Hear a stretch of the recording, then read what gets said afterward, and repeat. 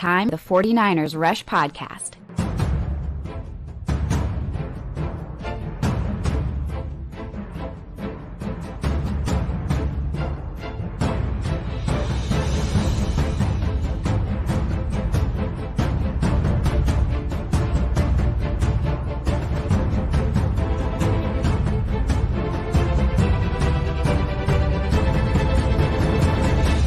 And here's your host, John Chapman. All right, faithful. I am so excited. What's up, Clayton? How we doing? I missed Hey, I what's clicked up? wrong, but that's no my big bad. deal. No big deal. We got a heavy hitter today, ladies and gentlemen. So we're going to jump right into it. Johnny Dale's Football Academy. And if you know me, you know I like film. I'm such a big fan of this guy and big fan of what he does. If you haven't subscribed yet, you better go subscribe, because here's what we're doing today. We're jumping into the X's and O's, but behind the scenes a little bit, kind of philosophical concepts, what's going to change with the 49ers moving forward with Trey Lance, all those things. So if you have a scheme-oriented question, get that up in the chat. Johnny, how are you, my friend? Man, I'm doing fantastic. I am ready to see the end of a long off season. When seasons end, like week 17, you look forward to the draft and you look forward to the off-season moves. When your season ends that close to a Super Bowl, it's just a long off-season, man. So I'm ready to see some new football. So, man, we're so close. I mean, we're recording this Friday. If you're watching this live, we're close. We're 9 days away from 49ers football against the Bears. I can't wait for new film, real film. Special teams and like all that stuff during the preseason is great. And don't get me wrong, I appreciate every second of it. But I want meaningful football with starters on starters, no holding back. It's close, man. So, Johnny, before we jump into some questions, I need to know more about you, man. How in the world did you jump into film? Where's your background in this? Because you do such a good job in your editing skills, man. I got to tell you, tip top, my friend.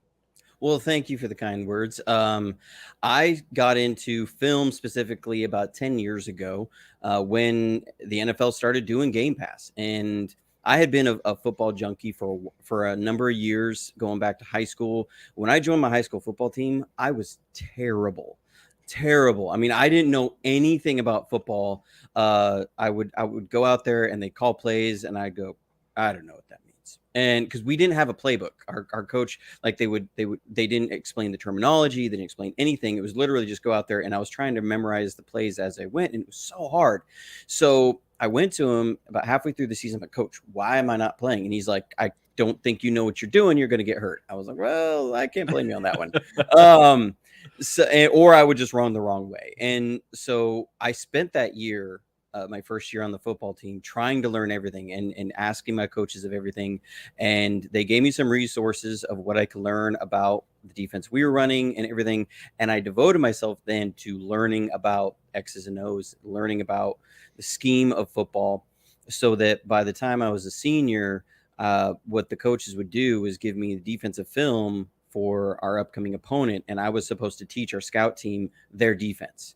They found that was the most effective way, because I could be on the field and tell guys, okay, no, this tackle, he likes to, he's more of a 2-eye. He's not a 3. He sits there and goes back, or, this is the depth of the linebackers and this is where they're going to go in a pass. I would teach a scheme for a scout team, so for our offense, and then play on the defense as well.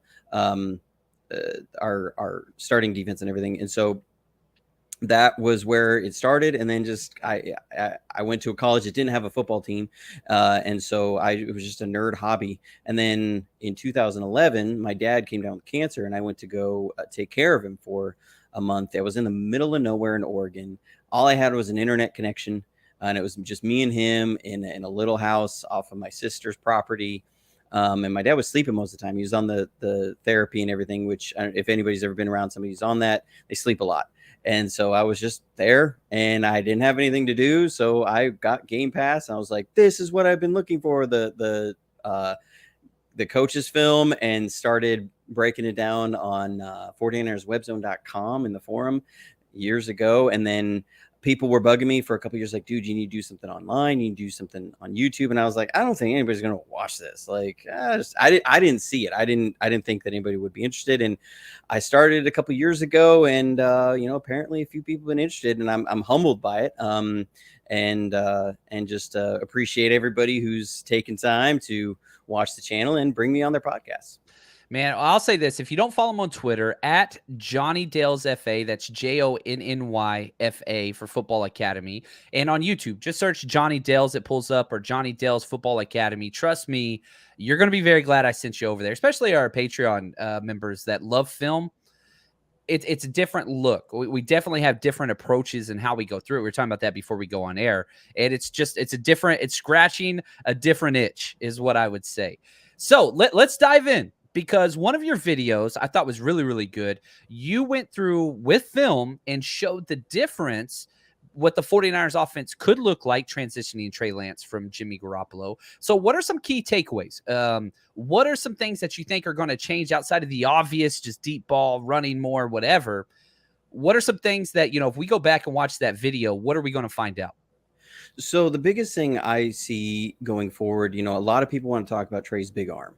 And I think a lot of that comes from the lack of deep ball passing with Jimmy Garoppolo and the desire to see a more vertical offense.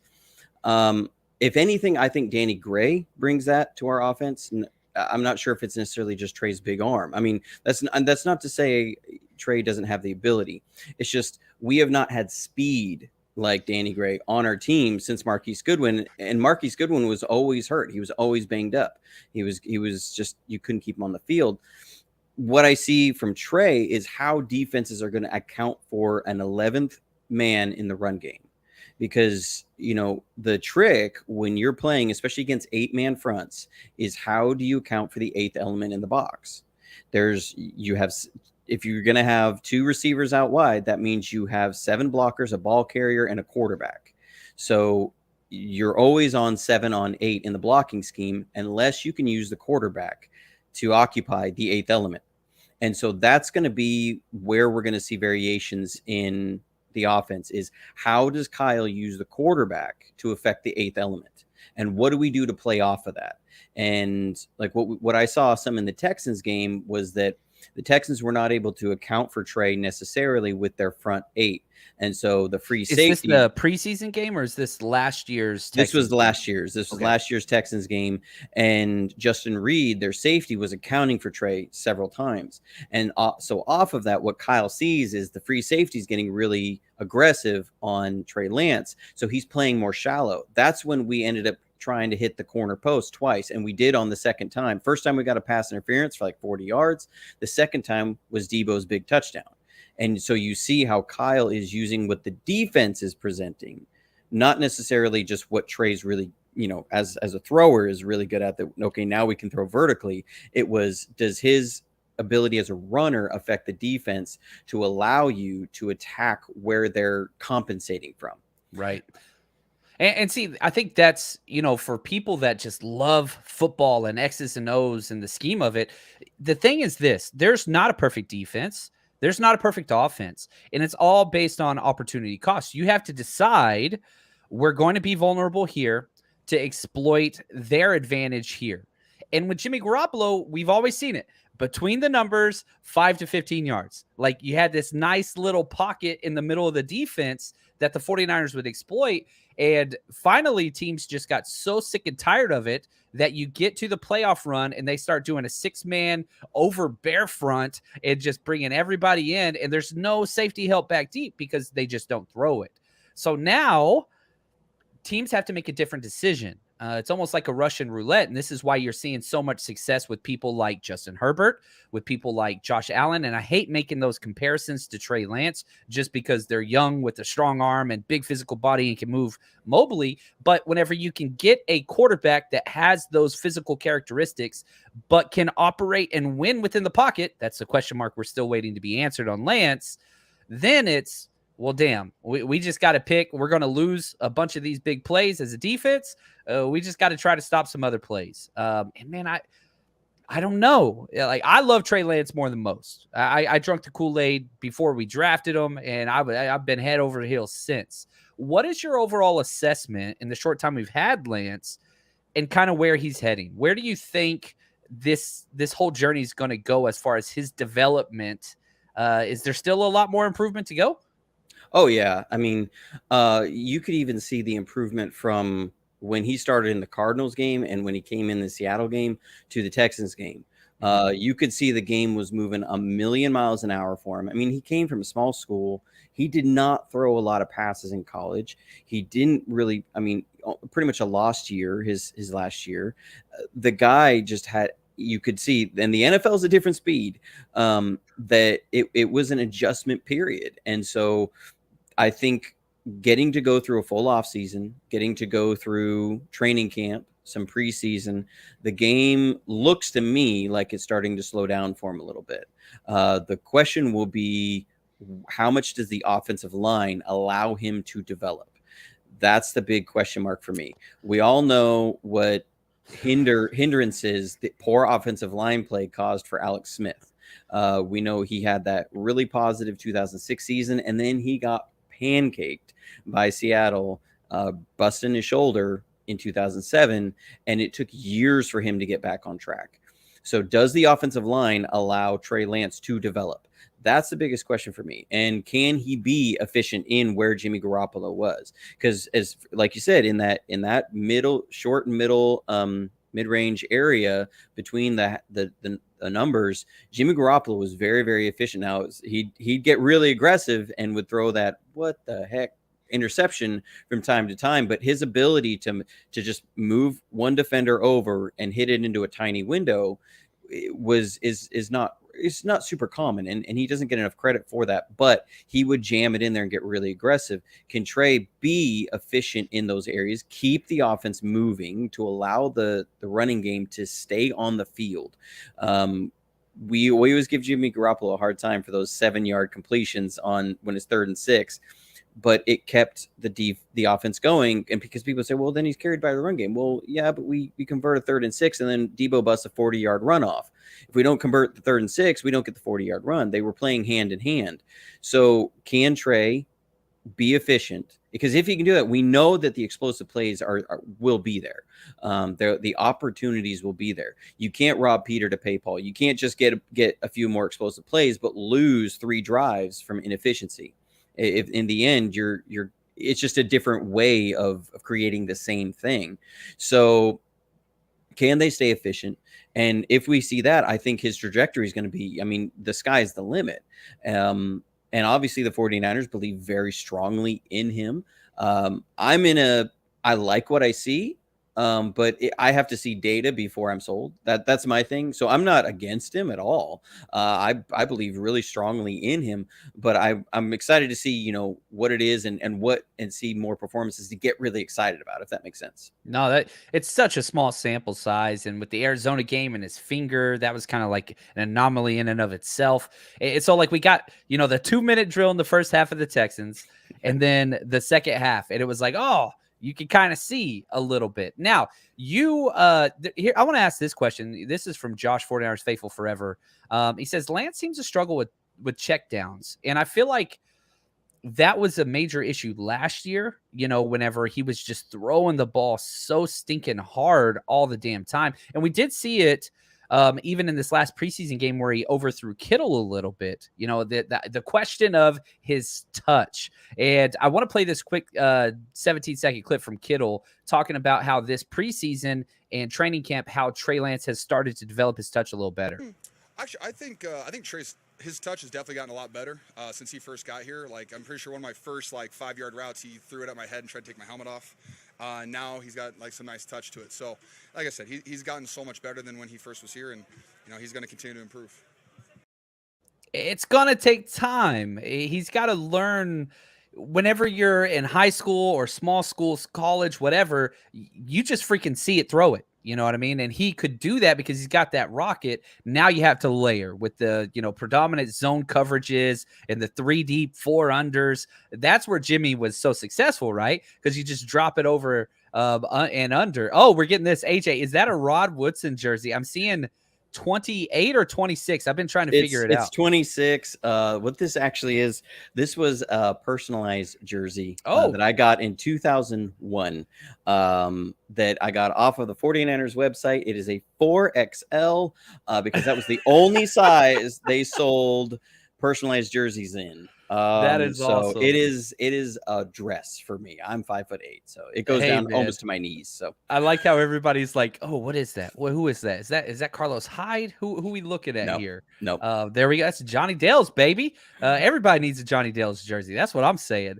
Now, okay, you tweeted this out. I want to jump in on this because I think it's important. You keep bringing up, can the offensive line keep Trey Lance healthy? I didn't know these numbers, but you tweeted this out, and you said the 49ers have had nine quarterback injuries, 3 quarterback surgeries since Shanahan arrived. That's it. That's insane. Can this team stop that trend and keep Trey Lance somewhat clean? I hope so. I mean, the interior of that offensive line has been revamped, and it's been a problem for years. I remember after the last preseason game, I saw fans on Twitter saying, Jimmy never faced this kind of pressure when he was there, that the offensive line was never this bad. And it reminded me, I remember I went back to the game that he got hurt, Seattle 2020, the game that knocked his ankle out for the rest of the year. When I watched that game, I actually put together a clip and put it on my Twitter years ago.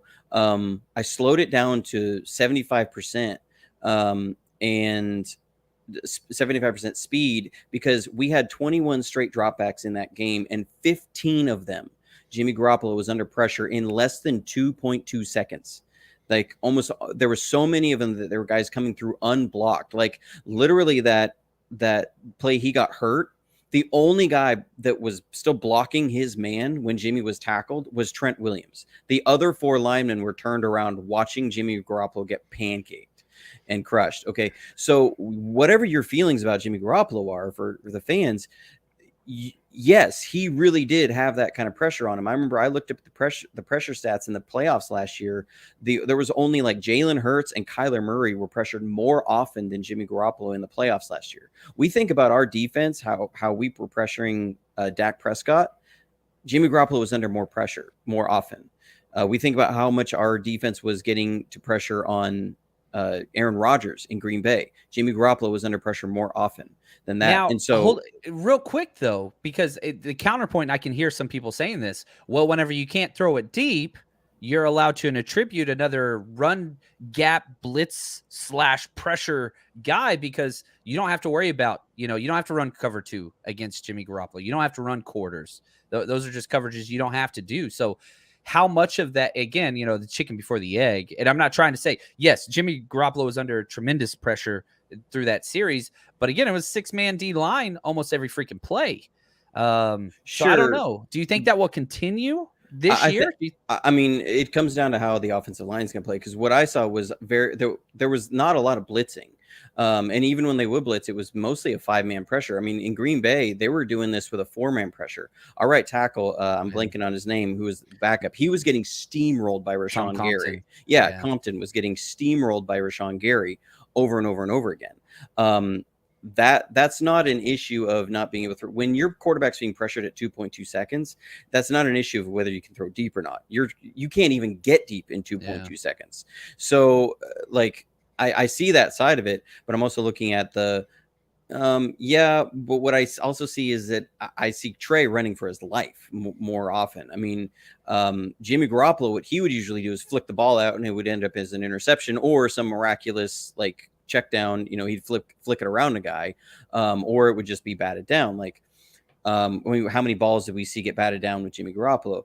For Trey, what I worry about is now he just going to become a scramble monster where he's constantly trying to run for his life. Because we know that interior pressure affects quarterbacks more than anything. And so the interior of that offensive line really does worry me, because I haven't seen any big move that would move the needle. These are unknowns. These are unknowns in the interior of the offensive line. So what I'm just getting it back to is, in preseason, we saw the signs of that. We saw the signs of a leaky offensive line. That worries me because that's been a problem. Kyle has always valued agile run blockers over pass protectors. I mean, he just Yeah. has. Like, he loves a guard that is going to run 25 yards down the field and pancake a safety over a guy who can stand up to, a team's second defensive tackle. I mean, he will always value that. And it's always kind of been like, let's answer this question or frame it in a different question. You look at what the 49ers kept on their roster: 4 tight ends, 5 running backs, 10 O-linemen. That's more than 90% of any other roster at each one of those positions. Now, and 5 wide receivers. Yeah, and only 5 wide receivers, right? The exact opposite. Nobody keeps 5 wide receivers.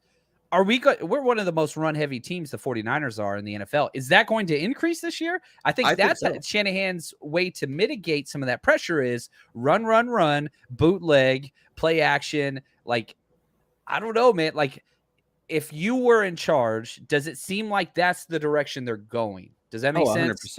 100%. I was arguing with some fans last year after we drafted Trey, because they said, we got Trey to go deep. And I said, no, we got Trey to run the ball better. Kyle wants to run the ball. I mean, that's what he does. People have always seen our ability to run the ball as an indictment on Jimmy Garoppolo. And I go, no, Kyle was that way before Jimmy Garoppolo was under center. He wanted to run the ball with Brian Hoyer. And I get it.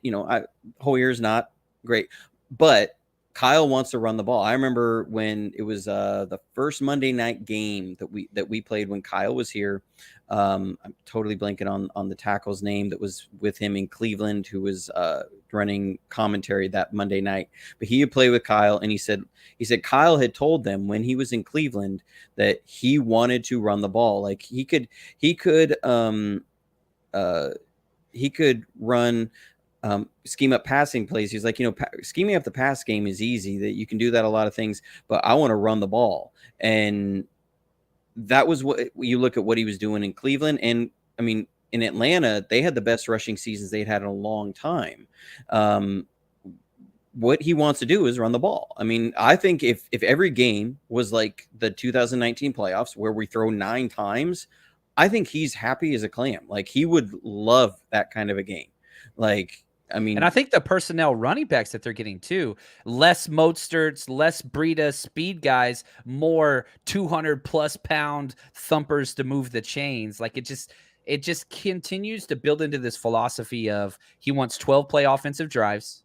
He wants to chew the clock, and he wants to throw the ball as little as possible. Everything just seems to point in that direction for me. Absolutely.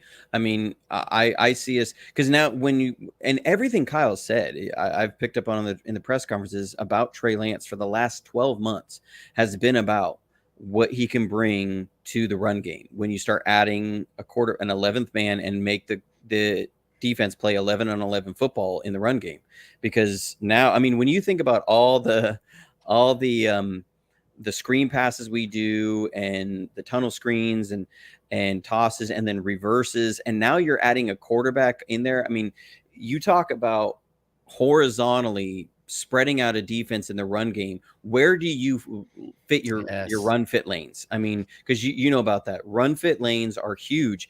And when you start causing guys, I mean, when you're asking middle linebackers to cover 15 yards side to side in 2.5 seconds, they're gonna sit there and shake their head. So that's what I'm excited about. I mean, you're going to see a lot of hard-nosed football and just explosive runs. I mean, I love watching the explosive runs. It's like when you see a Kyle Shanahan explosive run where every moving piece lines up, because that blocking scheme is so complex and requires so much execution along the way. When it comes together, it is a beautiful thing. Yeah, whenever I'm doing my play breakdowns, which I do every single play, so mine's much more brevity than probably what you do. You go in way deeper than I do. But whenever you get one of those plays, I just keep going back and forth. I can spit all day. What's up, Wade Breezy? If you guys have not yet, Wayne and I go live every single Tuesday. John and Wayne show. Go support Wayne on his channel as well. Nitty Gritty Niners. Type in Wayne Breezy. That dude's just the best there is. What's up, Wayne? Excited to record with you soon, man.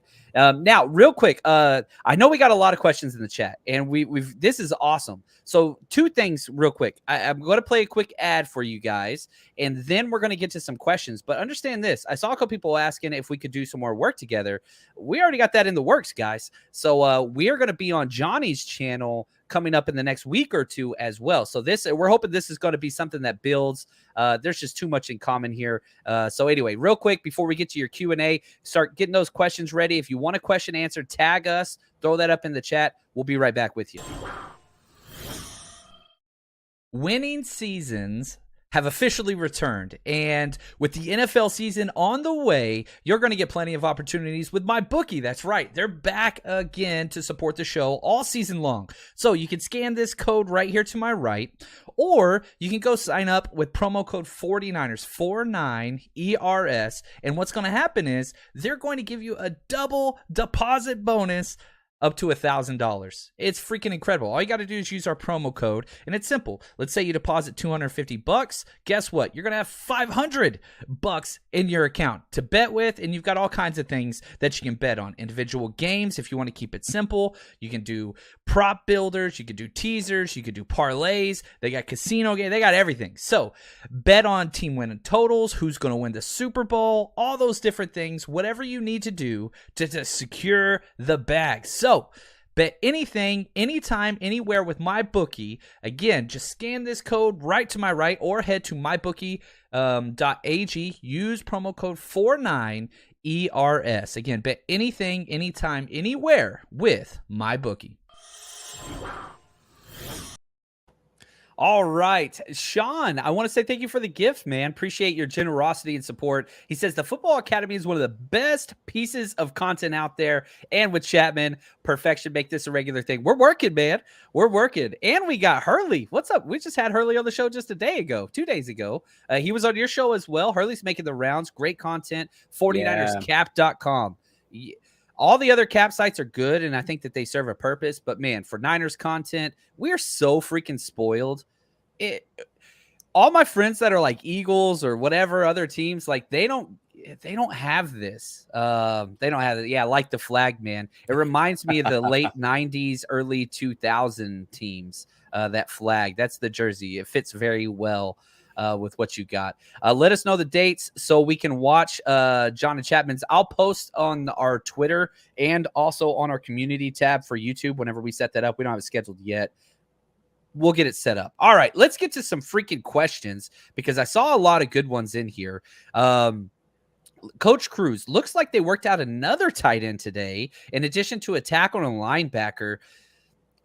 If we're looking at this roster, Johnny, man, they just seem to load up on the same positions. Defensive line, tight ends is a new focus, I feel like. And then tackles, I think, is because they don't have them. But linebacker, why are they working out linebackers? There's so many. Yeah, that's one. The only thing I can think of is just looking for special teams. We saw in Green Bay that special teams can really, it's the overlooked aspect, but it's the third element in the game. You have offense, defense, and special teams, and they can win or lose you games. Yeah, I'm with you there. We got AJ. He says, what is #CC? That's the Countdown Crew. We do giveaways like crazy on here. And I got to say this. Last week on the John and Wayne show, we gave away 2 tickets to the home opener. You get to go see the 49ers versus Seattle. Well, the winner, she can't make it. It was her birthday. She has to work on her birthday, sadly. And she said that she would much rather us give those away to somebody else. So, just want to let you guys know here pretty soon, we're going to be giving those 2 tickets away. 49ers for Seattle, lower level, 20-yard line. Very, very great seats. That's what the #CC is. So every time we go live, the first 2 minutes, if somebody throws a #CC, they get entered into giveaways, all that kind of stuff. That is there for you guys. So #CC. Turn on the notifications just in case you haven't already. We got a little bit of a generic take here from Stephen Fox. What's up, Steve? All right, Johnny, what's your prediction? Who's going to be the 2 teams in the Super Bowl this year, if you had to pick right now? The 49ers are going to be one. I mean, 100%. I said that in 2008. I mean, that was our year. I mean, if you're a true fan, it's week 1. We will be in the Super Bowl. You aren't out of the Super Bowl until you're out of the Super Bowl.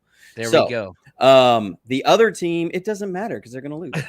I love it. That's awesome. Dan, I like this question.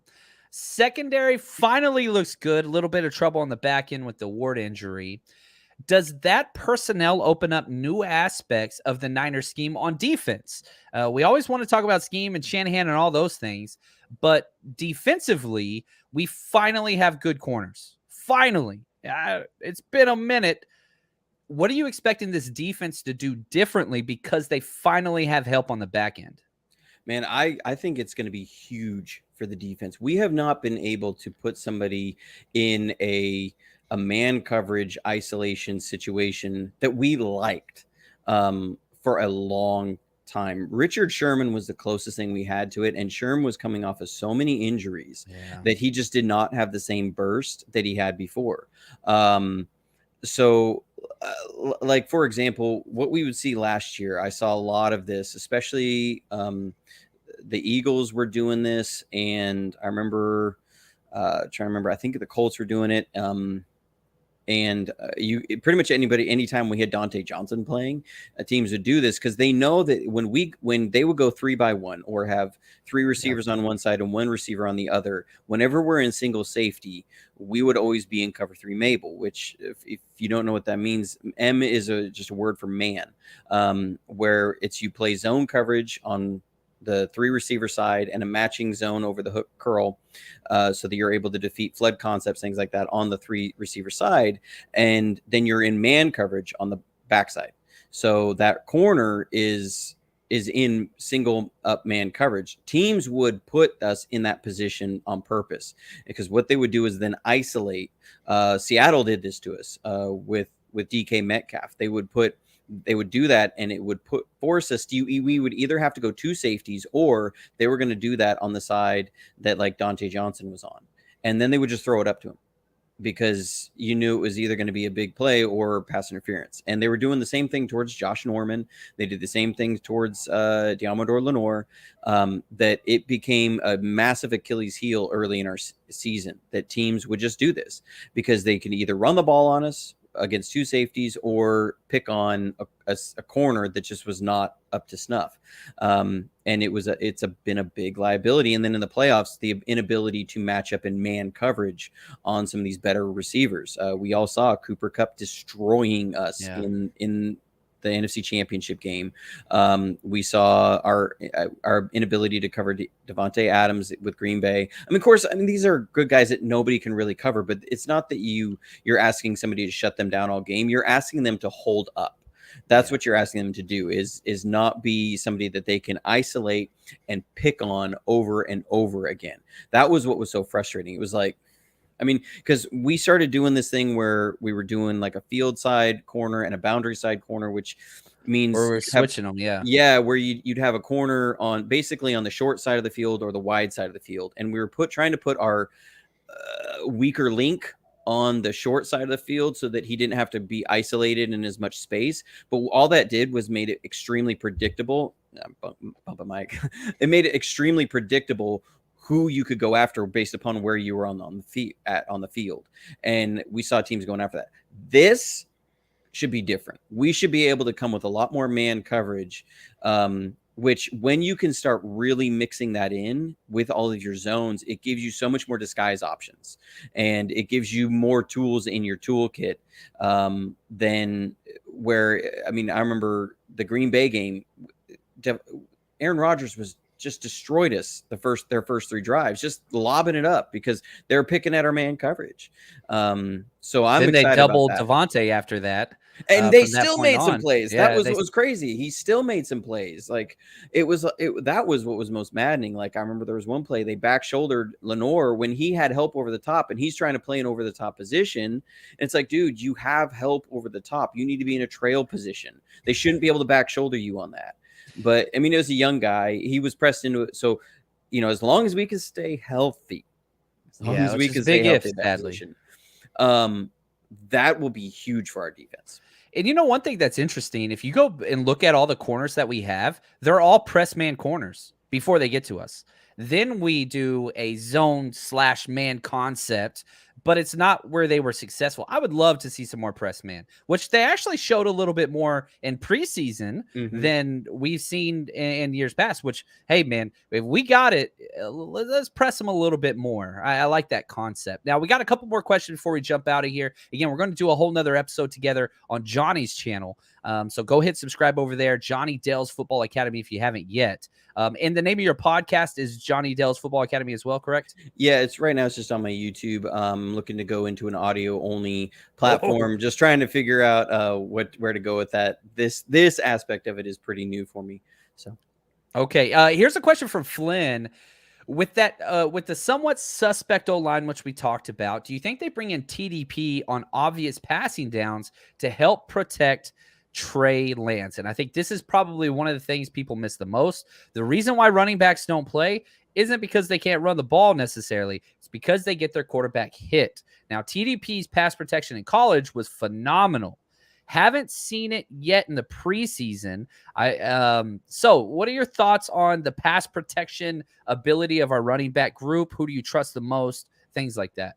I think TDP made Hasty expendable, because he was able to give you this. Because Hasty, one thing he was really good at was the pass pro and also being a receiver out of the backfield.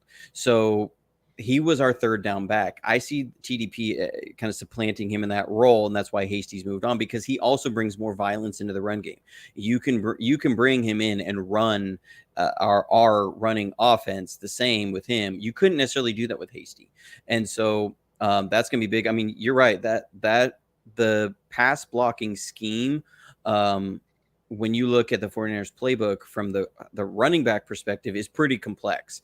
They have to understand a lot of different things, be reading a lot of different cues to know whether it's going to be inside or out. I mean, and honestly, that was a big problem at the end of the Super Bowl when we were in the Super Bowl. Was I remember there was multiple plays where Mostert was going outside when he was supposed to help inside of the tackle. He's going inside of the tackle when Staley's setting on a short set expecting a running back chip, and it wasn't there, and they're getting quick pressure. I mean, that was the last 10 minutes of the game that was happening over and over again. There were so many fails from so many players. It was so frustrating. But yeah, I really do think that's going to be a thing, but there's only so much a running back can do.